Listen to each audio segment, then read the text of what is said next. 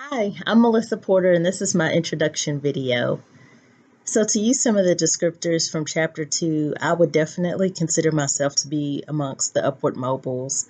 It's important for me to know what my role within the organization is and how it's relevant to the goals of the organization as well. I do consider myself to have high morale and job satisfaction, although this wasn't always the case. I have finally found what it is that I enjoy doing. I do consider myself ambitious in the sense that I want to be better and I do seek out challenges in order to prevent myself from becoming complacent.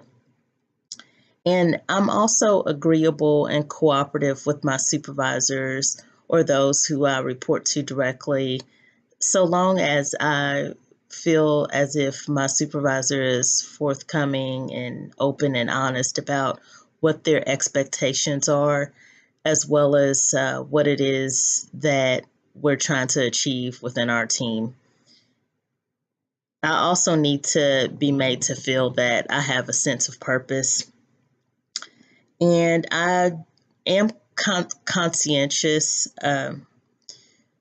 I've been described by a lot of my previous supervisors as dependable and hardworking and focused.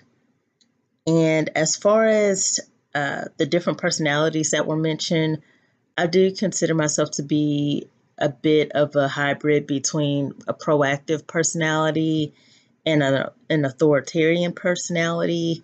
I do respect the chain of command and I do respect my superiors.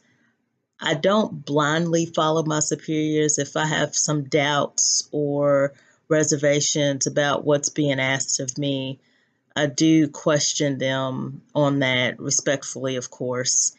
And I do like to follow the chain of command. I try not to go over anyone's head when I'm having an issue or a problem with anything. And I consider myself to be a proactive personality because I like to address things head on and head things off at the pass because I don't want a small issue becoming a bigger issue down the road. Why put it off until tomorrow when you can address it today is my philosophy about a lot of things. And I like to, as I mentioned before, I like to discuss and resolve issues. I don't mind being a sounding board for others, and I like others to be a sounding board for me, but I don't want the conversation to end there. At the end of the conversation, I would like to at least be on the road to a resolution instead of just venting. And lastly, my networking tip would be to seek out groups with similar interests or groups that have that contain subject matter that you're interested in learning more about. I work at Humana and we have groups called network resource groups. We call them NRGs for short.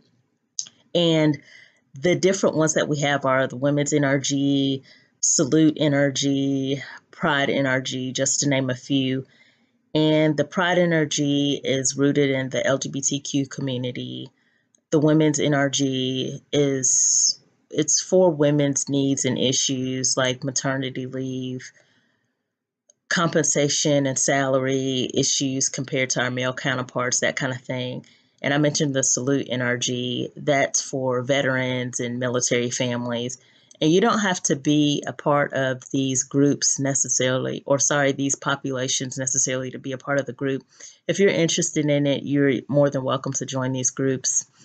And also something else that I've kind of jumped into to branch out into more networking is this pilot program that has been implemented recently called the Rising Leaders Program.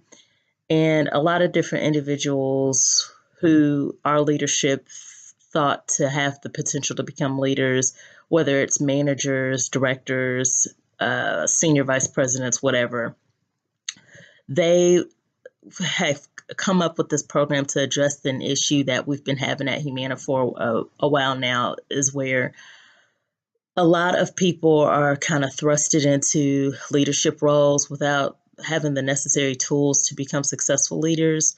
They've just had people who have good technical skills and good subject matter skills, but don't necessarily have the soft skills, or the resources to become, to address the personal side of leadership. And that's been a great program because I've met people from organizations outside of my own who I probably would never have met if it hadn't been for this program. So I highly recommend if there's any new programs coming up at your company or wherever you work, definitely try to join those.